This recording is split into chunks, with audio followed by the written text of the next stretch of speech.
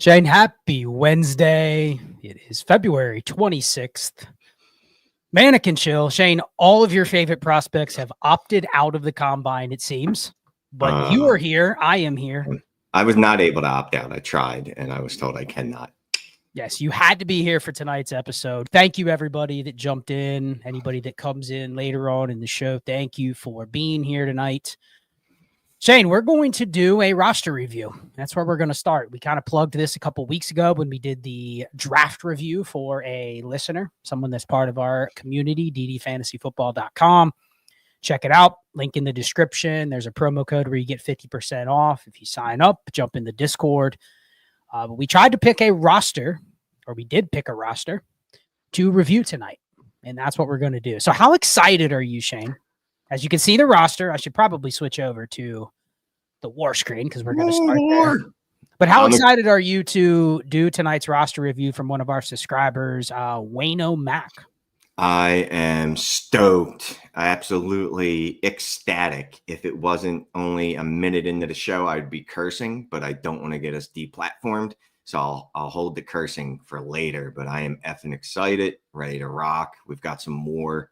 Nothing gets me going like War and Trinity, though I don't think we'll be using any Trinity tonight. Though we could mix that in some of our reviews going forward. Just saying. Yeah, we could use some Trinity. And just for anybody that we get a lot of questions about roster reviews, and I promise you, we will have something up on the site. This is kind of a little bit of a preview of what these reviews are going to be, but they are going to be a 45-minute formal, dedicated roster review where we go through your team, potential trades, roster construction. We'll talk through literally all of the technical stuff that we would talk through on a strategy session, but it's going to be your individual 45-minute roster review. So coming soon on the website, ddfantasyfootball.com, we will have something up there where you can see what the options are. There will be preferential treatment to those that are already in the community. You'll get a discount on a roster review.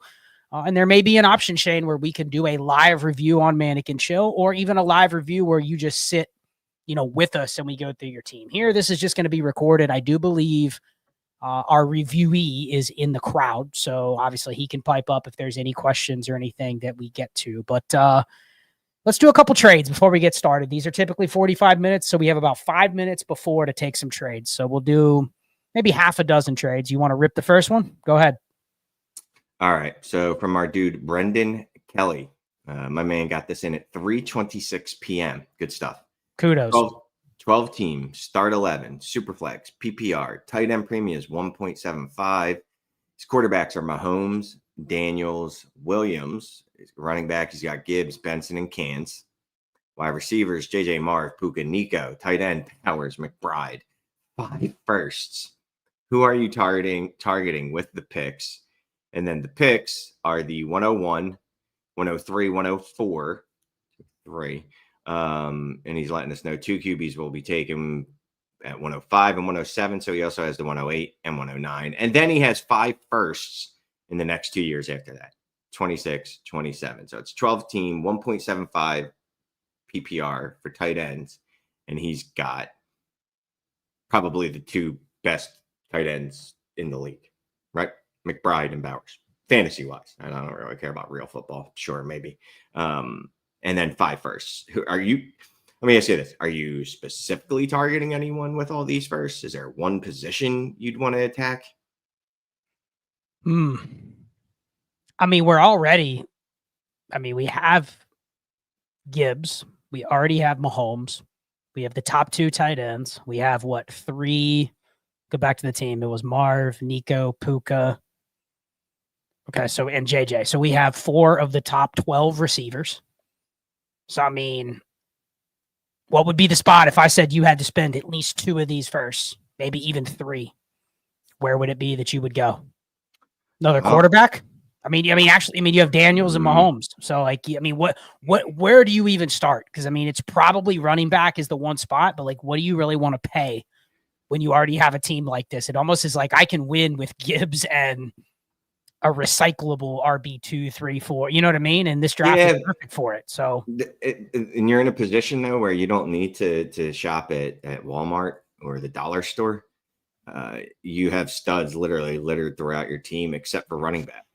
And like you said, this is the class for that, right? 102. I mean, I might as well just go what's probably going to be Omari and Hampton, right? And then he's got the 103, 104. One of those I'm taking Warren. Now, I know we already have two tight ends in Bowers and McBride, but there's a very, very, very good chance at 104 I'm taking Warren. Or just how much would you pay to move up? Would you give up the 102 and the 104 to move up with this team? If that was the price, knowing how good your roster is, I mean, that's probably what I would charge. I'll give you one of the first from next year. So you at the 101 first to move up one spot, basically. Yeah. I mean, and it's only because you have an embarrassment of riches, right? Because in a 12-team start 11, you should not be making deals like that. But you are so asset rich that you can afford to make one of these moves. You can't make a bunch of these moves because that's how you end up dead. But one of these moves, yeah, I'd be okay with it. And I mean, most teams that have the 101 are in a position where they almost have no choice but to accept a deal like that, right? Yeah, they want to split it. They'd like to split it. I've got 101s in a couple leagues, and if someone were to give me the 102 and a future first, I would absolutely be losing my mind. I mean, Brendan, the long story short is you have Mahomes, Daniels, Gibbs, Marv, JJ, Puka, Nico Collins, Bowers, and McBride. I mean, right there, you have 9 of the top, conservatively, 24 players in Dynasty. Let's see here. Let's go with 1, 2, 9, 3, 4, 5, 6. I'll give you 6. Okay, Mahomes 7. No, Mahomes, Daniels, Gibbs, the 4 receivers, Bowers, and McBride.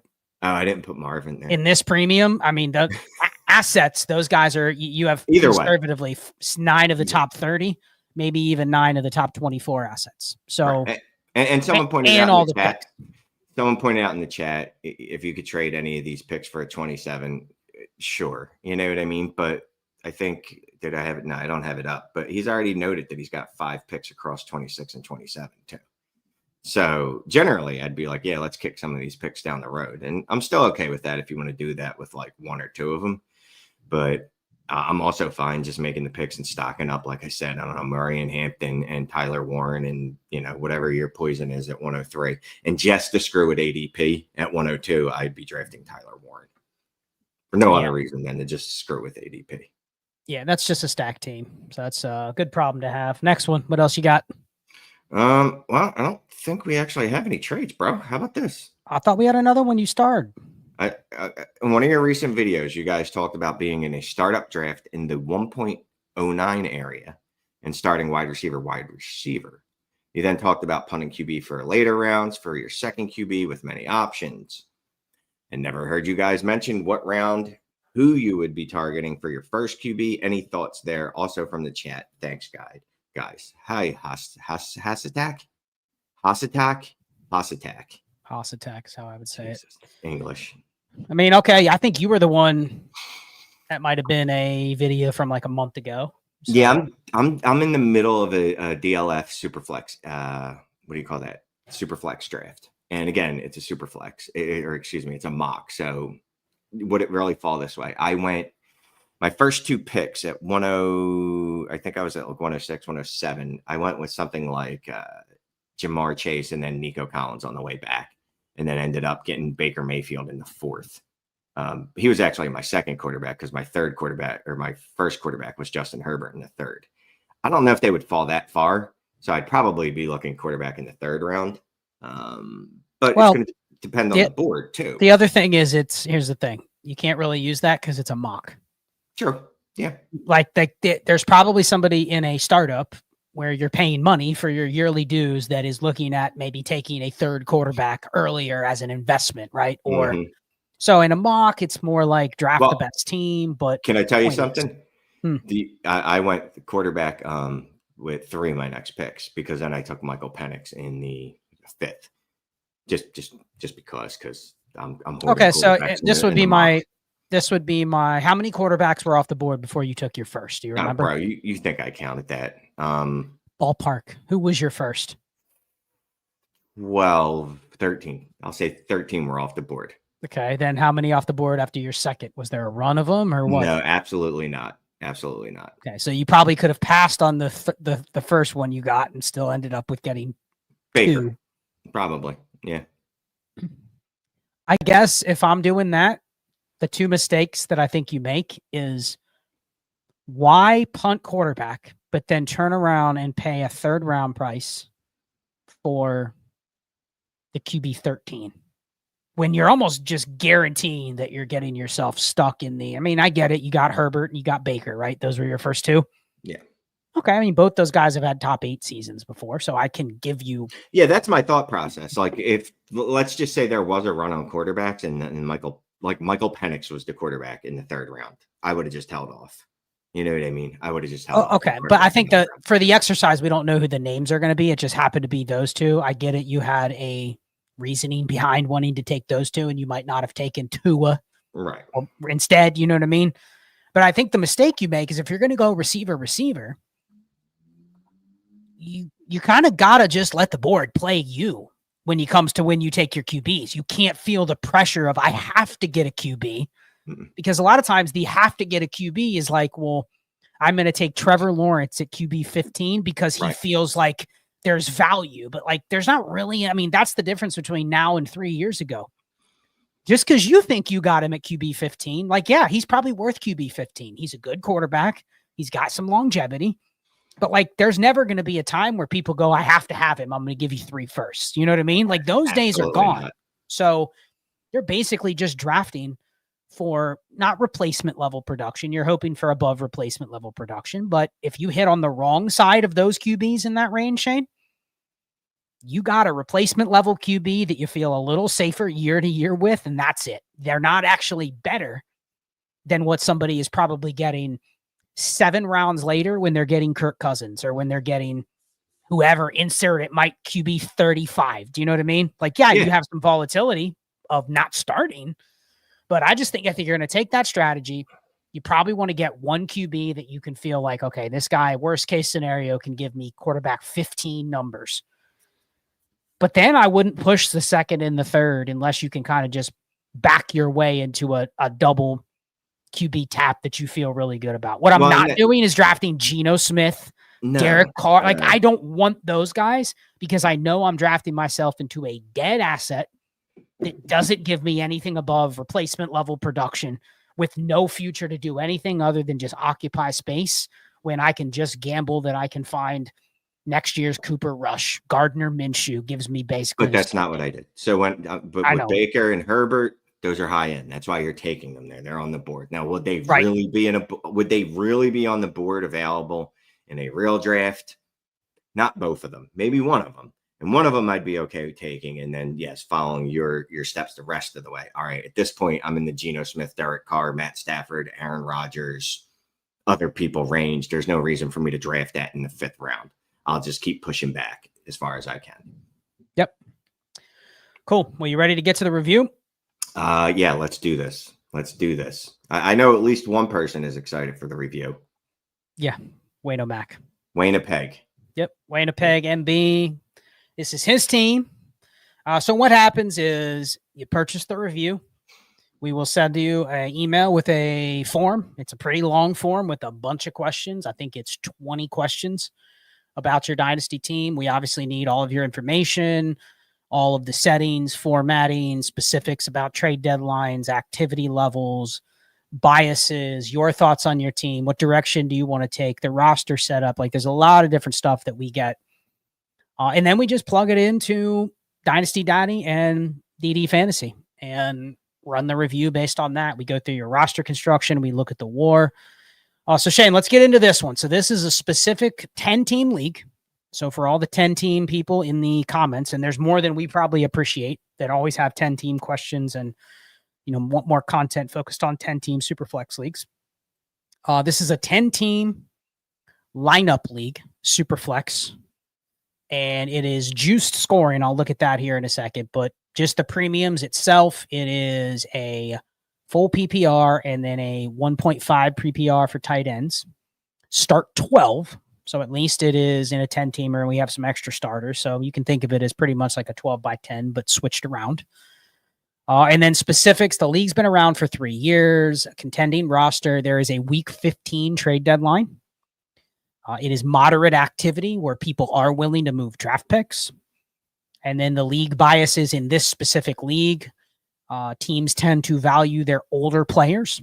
Probably the older ones that are good still are probably harder to pry from those managers with the keep, trade, cut price in mind or whatnot.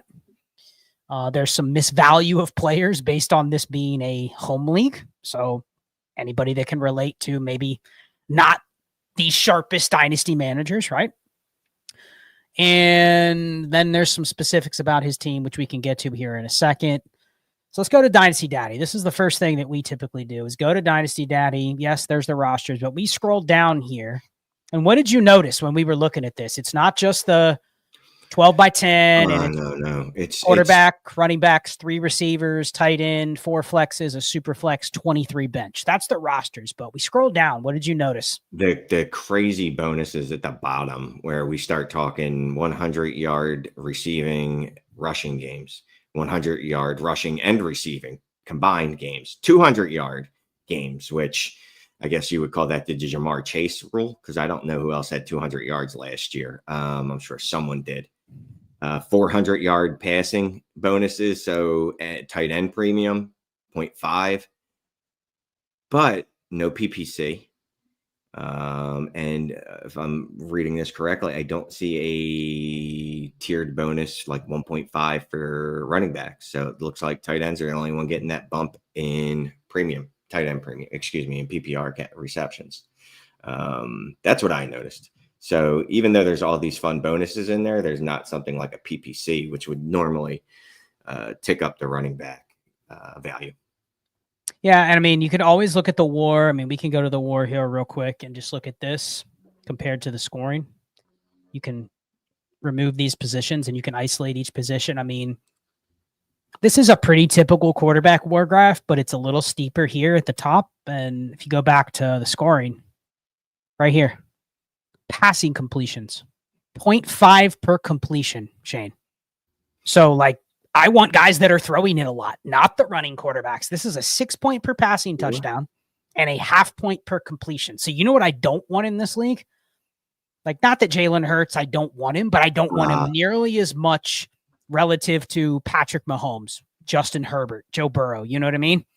You want someone that's going to throw a lot, complete the ball a lot, not a lot of incompletions, not running as much, yes, because you want them to keep the ball in the air, so they're getting those 0.5 per completion. It's almost like a point per carry, but for quarterbacks. Pass completions are worth something. So high completion percentage as well matters. Like if you can give me, like Tua would be better in this format, right? He completes 68% of his passes, and he's going to throw it at least a league average number of times or more. So it's just a little bit different. You can't always tell that when you look at the WAR because, you know, certain scoring formats can bump up certain types of players and vice versa. But let's go back up to his team.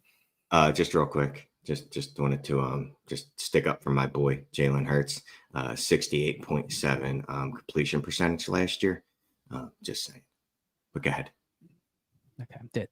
You played that. I wasn't even expecting you to go there. But yeah, so you go back up to the team. I mean, the first thing we typically do is, at least I'm mentally looking at the roster construction here. I mean, we have a lot of extra spots. We have 23 bench spots according to Dynasty Daddy. So rosters probably are expanded a little bit for the offseason. But like, what's the first thing you notice just without looking at the players? What's the first thing you notice when you know it's a 10 by 12? What's the first thing that jumps out at you? Anything stand out? 10 by 12? Even though you're going to hate this. I know, even though it's a 10 team, and you could say, oh, well, I'm just going to flip it to 12 by 10. Not really. Because you still have to start 12 people. The depth that you need, even though it's a 10 team, is pretty, what's the word I'm looking for? Pretty imposing. Yes, when you're handed a shitty team.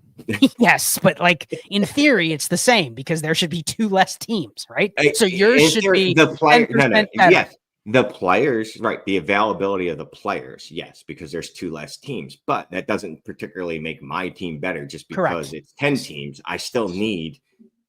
I'll value depth even more, even than this when it's just a 10 team. Just air quotes. Okay, so anything else that stands out about the roster construction here? Oh, his roster construction specifically? Yeah.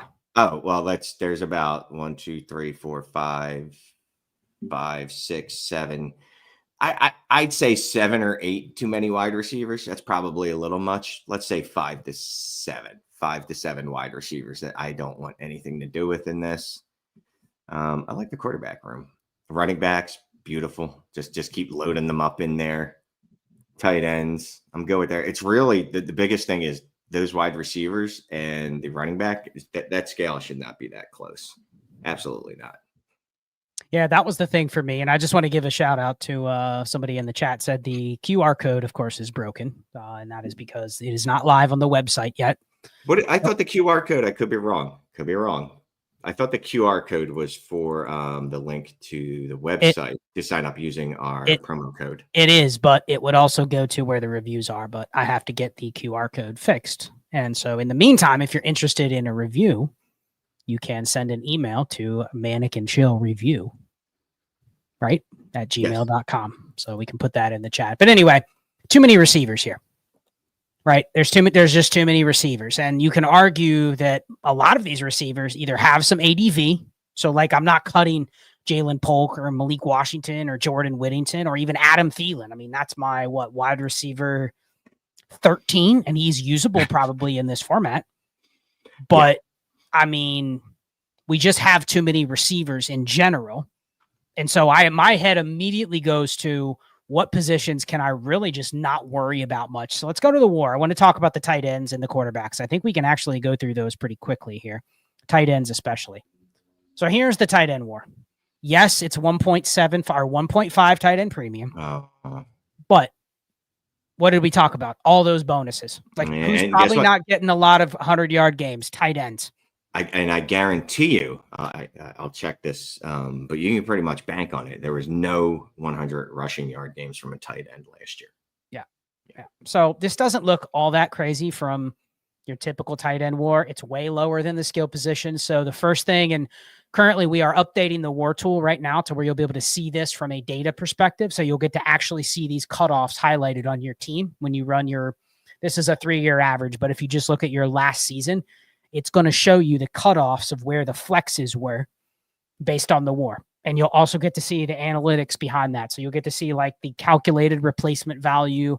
So it'll be pretty cool. There'll be multiple screens that we can highlight. But right here, if you just put the tight ends and the running backs and the receivers on the same screen, like you can see, it's not even close. There really isn't a level to where, and in a 10-teamer, we're starting 3 receivers and 2 running backs, right?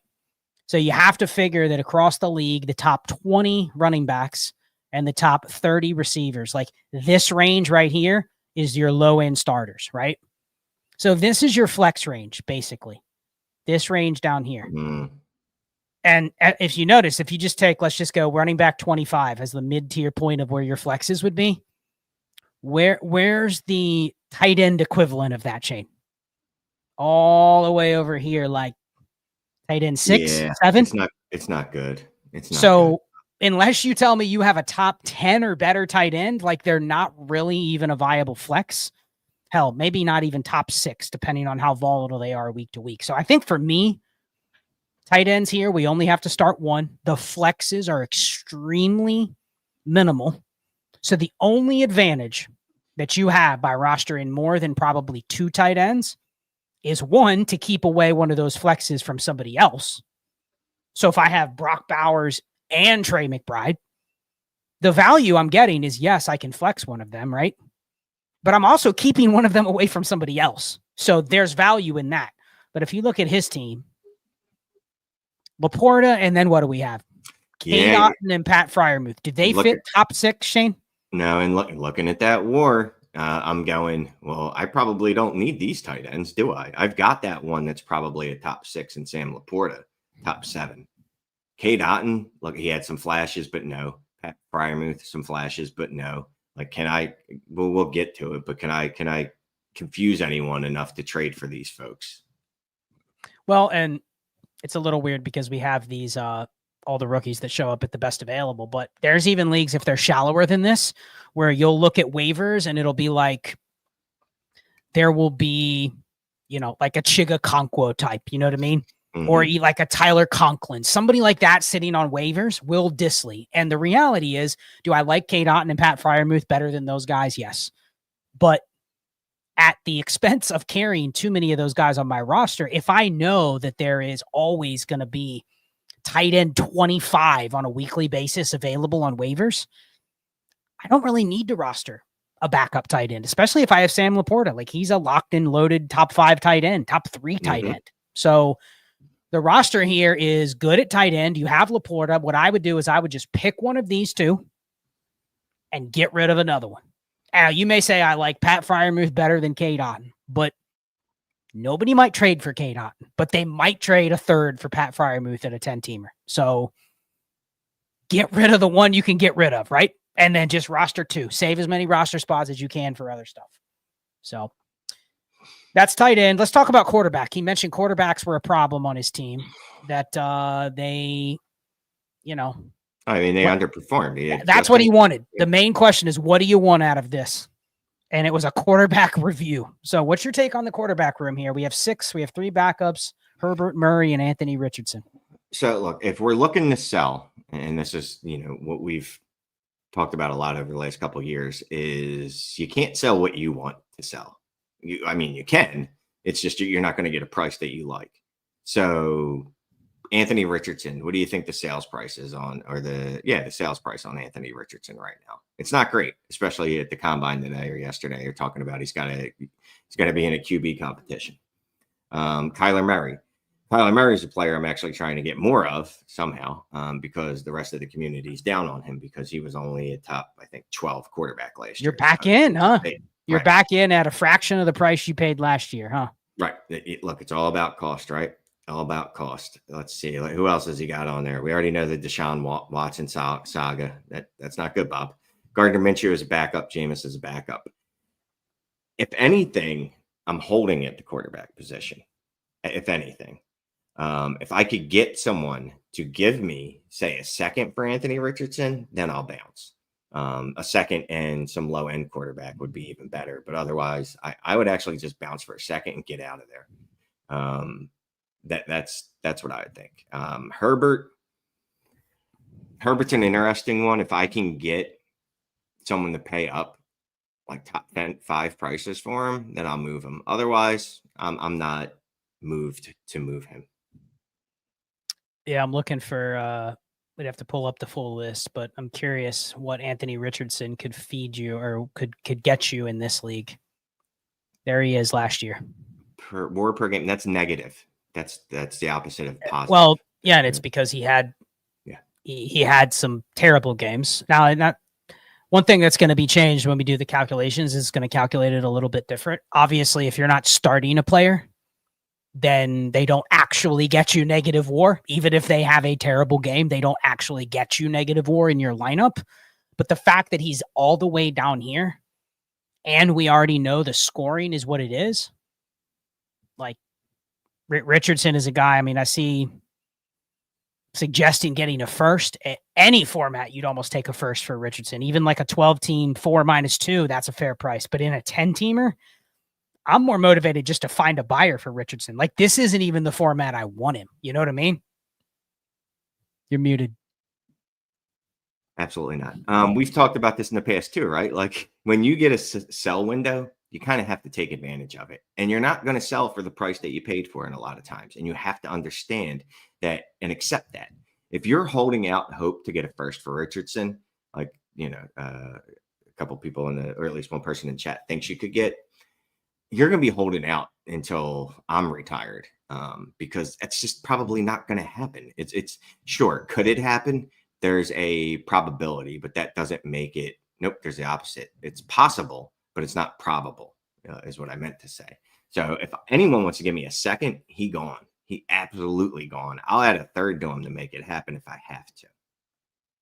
Yeah, and I'm honestly, I'm cutting Watson in this league, in this type of format. Like, it's not that he's even going to be available, but it's, again, just an awful format for him. You know what I mean? Jameis Winston is the type of backup you would want.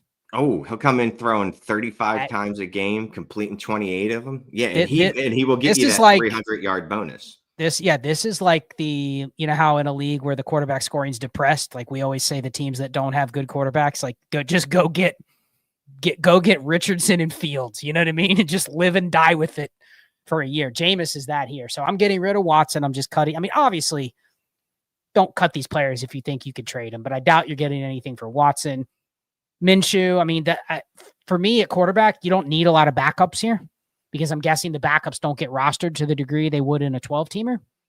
So I'm not really playing the any quarterback on a 2-deep strategy unless it is the type of quarterback that if they come in, I'm like, oh, they'll just let that guy sling it. You know what I mean? Like, this is the type of format. If you have Winston or you have Joe Flacco or even Drew Lock, like, I'll keep those guys. But some of the others, I'm not. I assume you're good with Kyler and Justin Herbert. Let's look for a Richardson suitor here. You good with those two?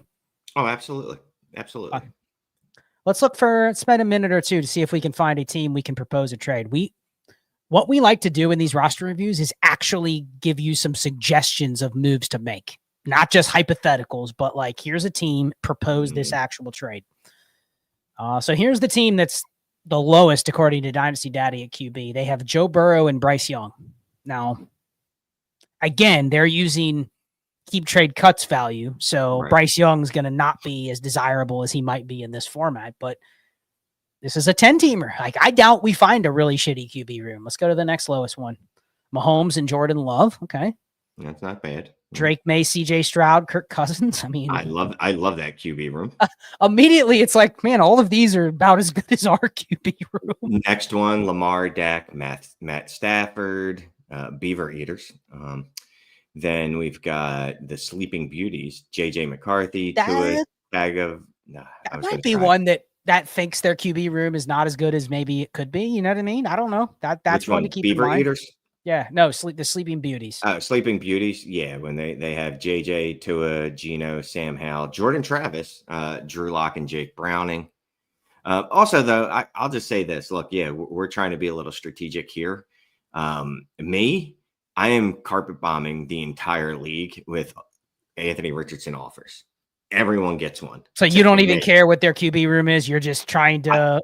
This is what people want. This is Shane. Shane has 5 minutes. What are you sending? And you're not even looking at the team. You're just firing offers. What does it look like? Fire every single one of them. Here's Anthony Richardson for a 26 second, right? Because it's not 25, which is people are less apt to give up something that's about to be spent as opposed to $1 down the road because it's not a real dollar, right? It's not a real dollar. Not 27 though, because we know the 27 class, there's going to be 36 Jeremiah Smiths in it. So you can't be getting second round picks, but no, I mean, I'd go through everyone in the league. I would try everyone from 206 below this year. You know, hell, you might as well just try 201. Let's do it. 201, every second rounder this year to send out the offer.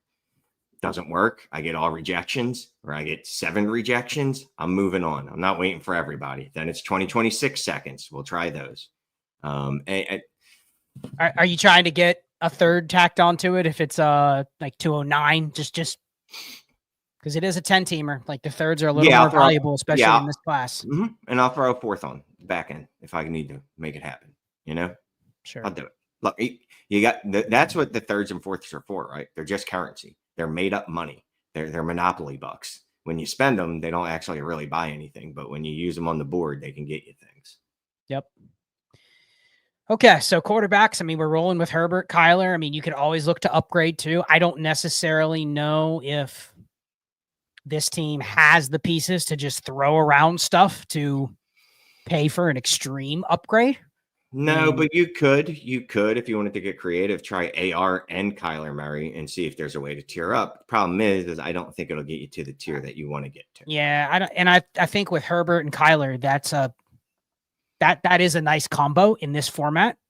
And what you're getting for Kyler, especially if there is any bias towards the pocket passers, then like you're getting even less value for Kyler. You know what I mean? Mm-hmm. Like if he's just QB 8. You've probably exceeded what you can get on the market. So I think the takeaway is trim down your tight end room, stick with 2, with Laporta being your starter. And then same with the quarterbacks, like be selective with which backups you roster, but can we package Richardson for something else? probably a pick, an upgraded at skill player somewhere. And then let's focus on the running backs and the receivers. So let's go to the receiver war here real quick. We already showed it, but I just want to highlight it one more time. Just one. Okay. Receivers versus running backs. Tight ends we've already dismissed. Quarterbacks really don't have anything to do with those two positions.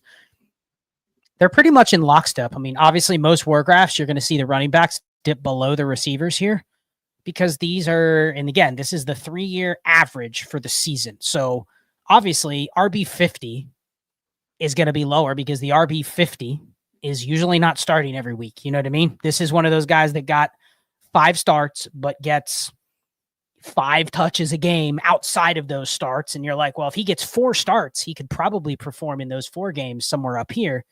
But for the season, he's going to be down here. Like, that's very common at running back. That's why you see this tail that happens right here. But for the most part, Shane, they're pretty much in lockstep. I mean, receivers are a little more valuable, but as you see, like up here in the elite range, they're pretty much the same. And even in this range where they start to cross paths, like, running backs can be pretty valuable. And I think that's because if you get guys that have, a lot of work and they get that 100-yard bonus, you know what I mean? Like, running backs relative to the flex receivers can be pretty good. So let's go back to the team. What receivers can we trade here? And I don't mean trade, package up or anything. Like, who are we just liquidating for anything we can get with a plan to just push it to the future or add running backs in this class? Because I think that's what we're both looking at is like, we need to add some running back bodies and freshen this room up a little bit. Well, I would say Rashee Rice, except he just traded for Rashee Rice, giving up the 107. So, and I'm okay with that. Yeah. Yeah, I'm fine with that. Shane, you left us. What happened? There you go. Oh, not really sure. You changed. You changed cameras. You look marketably worse. And now I look beautiful again. Oh my gosh. Yeah, that's crazy when you change camera. Look like a different person. One's a 4K camera. The other is a laptop camera. That's the difference there. Yeah, I mean, Rashee Rice for the 107, that's fine. Who are we looking at? We're not going to get it. We're not going to get what we want probably for a Jacoby Myers. But if you could get 2 seconds for Jacoby Myers, would you be okay with that? I think I'd be ecstatic with that. If I could get yes, with the way because here's the thing. I look at the guys like who, and when I say, can I trust them? I'm envisioning in the season, I think I could use this player a third of the time. Where's that cutoff? Obviously, your top 5, and then you have Jacoby Myers. He's good. Pop Douglas. If you like Drake May, like he's still going to have a role. Hollywood Brown, Christian Kirk. I mean, they've produced in the past, so I wouldn't just give them up for nothing, but they're not guarantees. After that, I think we get into a range where it's pure just speculation, hopium. I mean, Adam Thielen, we got chilling down there. You can probably throw him in the Hollywood Brown, Christian Kirk range. So I have 10 receivers, but then the focus for me is which ones can I trade, Shane? Adam Thielen, no. Hollywood Brown, no. Christian Kirk, especially if they don't know he's going to be on the Jaguars. Maybe. Not right this second. Okay. Right this second is he could get cut. I'm not giving you more than this. So I'm just looking at like bang for my buck. What can I actually trade? I like your Jacoby Myers. I think people probably see him as like startable. It's just, are you willing to trade him for what you can get and just slide Adam Thielen into the same spot? That's basically the move you're making. But I want to get some liquidity. I want to build up my future picks. I want to get a future second, a future third. You know what I mean? Like, it doesn't even have to be this year if they won't trade him. But I just don't need this many receivers, quite frankly. So no. And I'm just jumping around now. I'm looking at Turf Burners, who's in a rebuilding mode, and they do look like they could use receivers. Unfortunately, they do have some second-round picks that we could work off of. I was looking at their running back room, but the running back room, it's Bijan, Devon Achane, and James Cook. Probably not getting any of those dudes. I'm going to guess for Jacoby Myers, but they do have the 201, 205, 301, and then obviously a second-rounder in 2026. Jacoby Myers. The way they're building their team, it kind of looks like they might like a guy like Jacoby Myers. I don't know what they would pay for him, but it feels like they are kind of okay with just, look at they were probably using Keenan Allen, Wan'Dale Robinson. You know what I mean? Jacoby fits perfectly in that range. So that's a team worth looking at for sure. Where's another? We got another rebuilder that is ranked 8th. I got it sorted by running back ranking. Sorry. Who has the worst running back room? Bo knows. Correct. You know who has the best? Us. Yes. I'm gonna call Fugazi on that though. This is some KTC points. Bucky Irving, David Montgomery, very good start. We have the best receiver and running back room, but we also have more of them than every other team. So yeah, that's part of it. Jay Brooks, Jonathan Brooks. There's an interesting point. You just moving him again. We've done roster reviews before where people have told us that they could get a second for Jonathan Brooks, and they were hesitant to do so. They were hesitant to move him. In a 10-teamer, absolutely any second. That's a gift because you're getting a top 20 player in the class. I mean, a future second, same power. Like it's a future second that I can move later for a guy that's going to miss the entire season. I mean, there's just no reason to hold on to him. So my goal with receivers, I mean, you can spam around the league who you think you could move. I mean, I wouldn't even put DJ Moore out of bounds. Hell, you might be able to get a first for him and just play the volume game and say, I'll just keep all the guys I can't move right now as my wide receiver 5 through 10 and trade DJ Moore if I could get a first. Like there's a lot of people that think he's a top 18 receiver now with Ben Johnson. So and we're talking 26 first. Any first. Obviously the 27. I'd actually prefer a future first. Future first, not the 111. You know what I mean? Like I'm that'd be fine, but I actually like collecting the future picks. And why do we like doing that? Why do we like doing that? Well, this is a week 15 trade deadline, and it's also a league that I don't have a lot of flexibility right this second. So unless I'm really going to be able to move that 111 or whatever it is later into a deal that I like better, I kind of like the just kicking the pick to later because I don't have to do anything with it until later. You know what I mean? It's a better asset in August to have a future first than to have drafted a guy at the 112. Now there's going to be some exceptions, but yeah, for the most part. I'm going to know my needs in October better than I do today. I'm going to know my needs in December way better than I would know them today. So yes, I'd like the future first. It's more fungible. It's future money. It's in the bank. I can use it in season to improve, or if things go wrong for me, at least I have another first in my back pocket. Or if that team is particularly bad, then I have an even better asset. Well, and we asked some key questions. Pick market in your league. He says the pick market is active. Is the league itself active? He says is moderate activity. And there's also a later trade deadline. Now, if you would answer, we did one the other night, low activity, week 12 trade deadline. Okay, that league is probably not going to have the same value to stash a bunch of seconds and thirds because it's just, you're not going to be able to do as much because the league's just less flexible.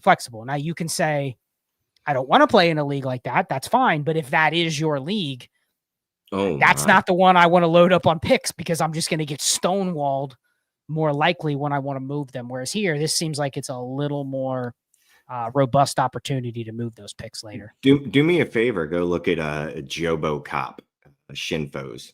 My man has 0, 0, 0 pick flexibility. First pick this year is 303. Next year, he's got a couple of 26 seconds. His wide receiver 2 is Jalen Coker.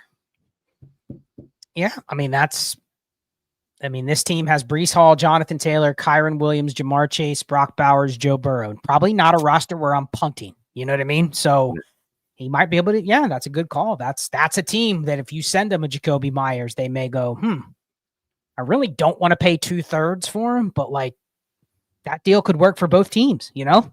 I look, give me both your 26 seconds or give me Kyron Williams. Now, Kyron Williams might be a little bit risky with the draft coming up. So maybe give me the fungible assets. I would take 2/3 for Jacoby Myers. But I think your point, because it's a 10-teamer in this class. That fits exactly what I'm trying to do. But the point is, you got to send the deal to this team. Yes. You got to come up with it can be Kyron Williams, it can be 2/3 or something in between. You know, like you got to send this guy 3 or 4 offers and let him tell you I'm not interested in that type of deal. Like that's how we would play it. And just looking through the teams as we do, Beaver Eaters has a need for wide receivers. I don't really think they need receivers. They just have they have a bunch of them they're not sure of on February 26th. I would say that They need wide receiver. I don't know But if they they don't believe they need do. They another have a Jacoby volume. Myers. They don't need Jacoby I Myers. He don't would know. just I don't know. add to their stable of what they already I have. don't care how it actually helps their team. I just want them. I just need to know, do they think they need wide receivers? Is there someone that would take a wide receiver? And to your point, the collection that they already have tells me they might actually like more guys like that. Just keep adding. Yeah, they just keep adding dudes like this to their roster with the hopes that one or two of them are going to pop. Yep. So let's go back down. Let's just talk through the rest of the roster here. So going to receivers, I mean, obviously, if we can liquidate the likes of Jalen Polk, Jordan Whittington, if they trade Cooper Kupp, the day they trade him, I'm spamming offers out for Jordan Whittington. You know what I mean? Oh, absolutely. Either you're betting on him or you're liquidating. There isn't I'm going to hold and see what his market is. If you're holding him, it is because you've slid him into one of those spots where you believe you can play him. That's it. Other than that, I'm trading him for any draft capital I can get. Malik Washington, same thing. If anything happens with Tyreek, although that doesn't look like it's going to happen. I want to cut this receiver room down to like 8 or 9, Shane. You think we could get a fourth for Demario Douglas? Fab. Here's the other thing. Yeah. That would be a guy that I'd be more apt to just bet on versus taking a fourth. But the point is, you want to pare down some of these receivers. Find the ones you can get a decent market on, and you're going to have to use the fact that you have like 6 of them that you're not sure of as the market. Nobody is knocking on your door for any of these players unsolicited. You got to just say, hey, all 6 of these guys are available. What I do is I say my goal is to move 2 of them, or I just put prices. 2/3, they're yours. A second, they're yours. I don't even haggle. Like, my goal is to get rid of them. It pushes my roster forward when I start making these moves instead of waiting for the peak sell time. So what were you going to say? No. I was just looking. And then part of that is, obviously everyone knows this, as you move players off your roster for picks, then guess what you get to go do? Pick up more running backs off the waiver wire at some point. After, I'm assuming, if your waiver wire is open right now, do it. Our waiver wires are open in some of our leagues. I keep forgetting to put in bids on Rob Gronkowski. I'll do that tonight. But yeah, you move those players off your someroster. Look, if he comes back, someone's going to. You realize he did not. He said it wasn't even true. Did he? Did he come out and say that? Yeah, and Ian Rappaport retweeted Cecil Lammey, and he said, not true. And then Rob Gronkowski said, Cecil Lammey must know more than I do. Well, I think we got it from the horse's mouth. He basically said he was on vacation last week, and he's in no way, shape, or form ready to play football. Waivers are closed. But okay, so after the rookie draft, if you don't get picks in this draft, later round, whatever, you'll have a free roster spot to go pick up another running back and get, obviously, moving some of these wide receivers off the roster. Yep. And I think because we know we have 30 roster spots, we've already settled on 2 tight ends. Quarterbacks, we're probably going to be somewhere in the 4 to 6 range, just very specific backups and then the starters. And then receivers, I'm probably cutting those down to 9 or 10. So if on the high end of those, you're looking at least 12 running backs that I want to carry, maybe up to 15. So let's go to the running backs. I mean, we have 2 seconds, we have 2/3, we have a 4th. I assume we're going to find a way to get a couple more picks, whether it's futures or another 3rd, 2nd this year. I don't know. But what do you view on the running back landscape right now on his roster? I mean, we have a bunch of bodies. We have 12 bodies. How many of them are guys you can envision being on a depth chart with even a half-assed role next year? I would say probably 10. 2, 3, 4, 5, 6, 7, 8, 9. I'll go 9, but yeah, the point holds. I did hear today on the Athletic show. I don't know if you heard Matt Barrows talking about the Niners. Very interesting. Anybody that didn't listen to it, some good insight. I guess wait, that was yesterday's show, wasn't it? I think it was today's. All right, I'll have to check. But long and short was they will be heavy into the running back market this year, and they're very good chance that they do not even tender Jordan Mason because it would cost them like $3 million. So and also, Jordan Mason then becomes a free agent, which would be interesting. And Jordan Mason wasn't particularly good at last year either. I know he had 1 or 2 nice good games, but after that, it was not good. And he doesn't catch passes. So anywho, Yeah, Jordan Mason. Everybody in that San Francisco backfield that has a San Francisco SF attached to him right now could get going. Isaac Garendo, Jordan Mason. One thing I know about San Francisco is they always are going to replenish the running back room. Oh yeah, they're 100% taking one between rounds 3 and 5. Yes. So you may not like who it is, but they're going to take another running back. So they're probably not one of Garendo and Mason, and it's probably Mason because he's a free agent and Garendo was a rookie last year. So it's probably, a situation where Mason is still worth that he'll land somewhere else. You know what I mean? Like he'll find another job. It's just, you don't know exactly what it'll look like. Same with Rico Dowdle. He's a free agent. A couple other these guys could be definitely impacted in free agency. So yes, we have 10 running backs that are probably on a 53 and have a role, but what is the odds that we have more than 4 or 5 of them that we're comfortable starting when we get to the season? So I want to add, I want to add 3 or 4 new fresh bodies to this team and go into the summer with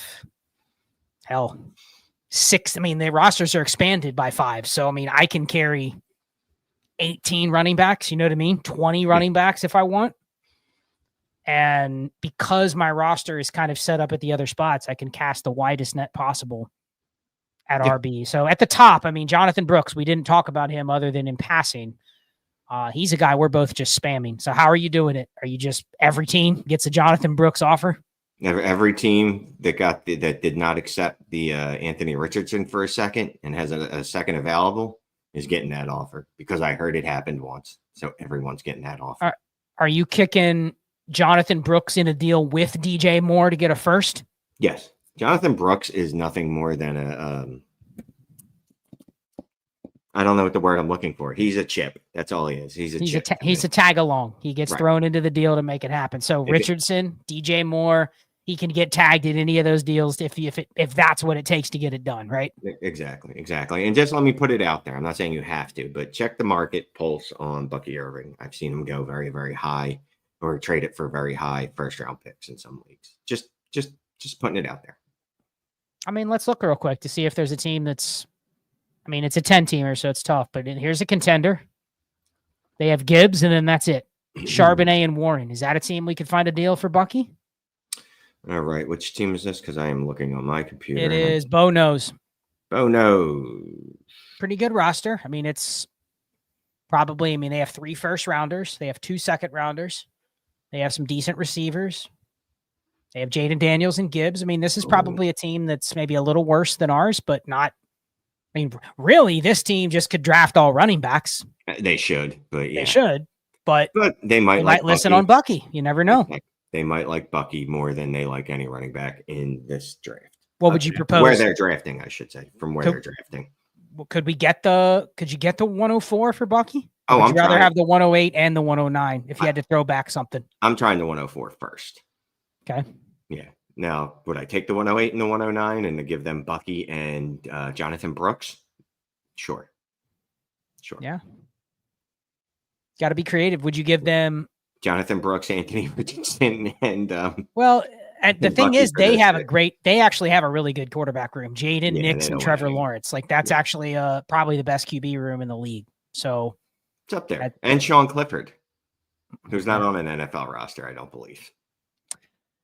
But yeah, I mean, this team could be one, but I guess with Bucky, the trade is obviously the goal of the trade is different. It's to capitalize on the market of Bucky, not disrupt Bucky's my RB1, and I'm fine with that.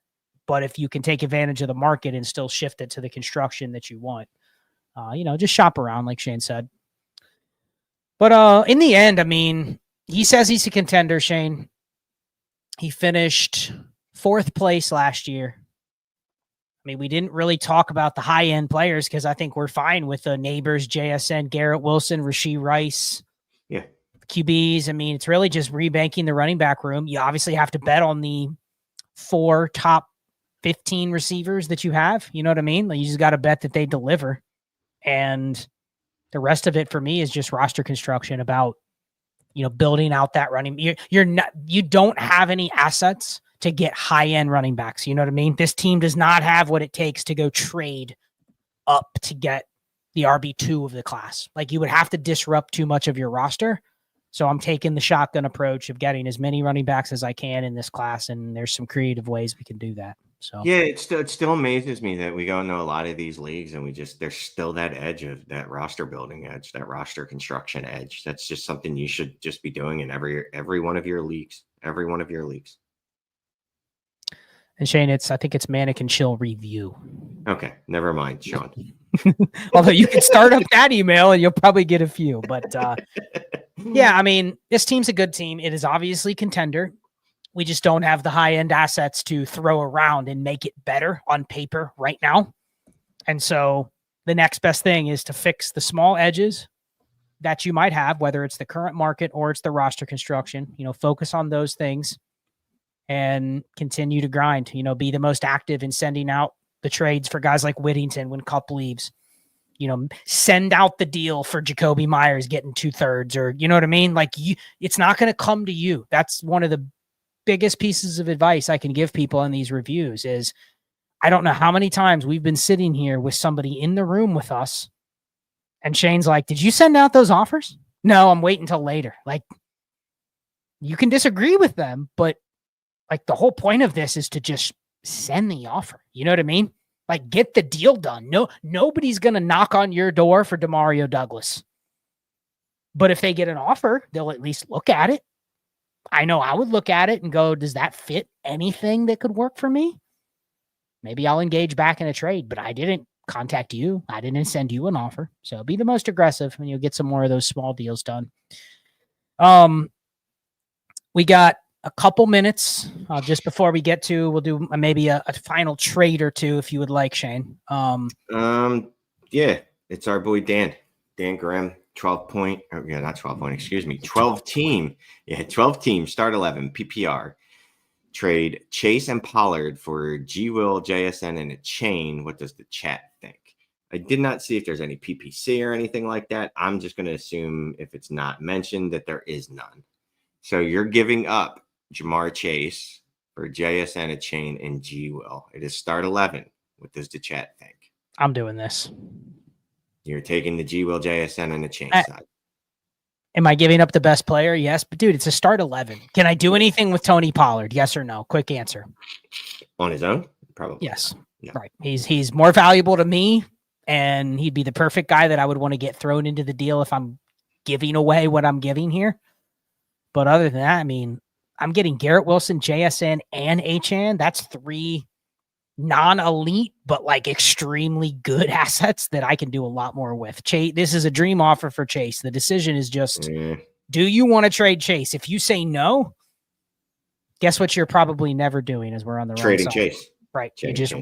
He's going to spend his career on your team, and you're probably going to not deal him until his values, because he can't get any higher than it is right now. So, and Dan points out his other players are Cheeks, a bunch of Debos and Godwins. Hey, Godwin will be fine as soon as he's able to walk again. He will be fine, but Debo will not be. So, yeah, we're going to make that deal. It's a 12 by 11. That is a very good package for Jamar Chase. Not many teams are going to be able to offer you a package in that range, to be honest with you. I don't know why I put that team back up. There was one more trade question I saw. Joe's. There it is. Joe Mullet, 14-team Superflex, PPR, tight end premium. Mullen. Joe Mullen. I'll read it since you said you called him Joe Mullen. Joe Mullen. Sorry, Joe, for calling Contacts him are drying out. My apologies. Contacts are drying out at this point of the night. Joe Mullet, Joe Dirt, that just immediately comes to mind is the same. But anyway, Joe Mullen, 14-team Superflex, tight end premium. He doesn't say what the premium is, so I'm assuming 1.5. I guess we'll go with that. We don't know the number of starters. Again, if you're going to ask questions, try to put the number of starters and any scoring bonuses or scoring premiums in there. But we can roll with this. Lamar and Herbert, Bucky, Chuba, Dowdle, and then Jefferson, Marv, Rashee Rice, then TJ Hawkinson. So we only have listed here 9 players. We did list Rico Dowdle, so I assume he is one of our best 9 players, which is not great. Start 10. Start 10. Okay. But we listed Rico Dowdle, and he's our 9th best asset. So now we do have some high-end pieces in a 14-teamer, including 2 good quarterbacks. So there's that. But have the 101, 105, and 107. what are you doing besides taking Genty at 101? Oh, man, I got to try to see if I can split him. I don't know. I think this team can use having Genty. I think I'm taking Genty. It's what do I do with the other picks? Because quarterback may be the best player available. Do you want to do that when you already have? It definitely can. Look, any team can use Genty. Would you be better served trying to split that asset? Is where I'm at. No. Here's the reason. I have JJ. I have Lamar. Like, I'm taking. If I think he's the best asset, I'm taking him. Okay, so I'm drafting Genty. I'm moving Bucky for another early first. Then I got the 104, 5, and 7. Can I split the 104 at that point? Turn Bucky into 2 first. 105, I can slam another quarter. I could go quarterback, and then 107, another running back. It's tight end premium. I believe he said it's 1.5.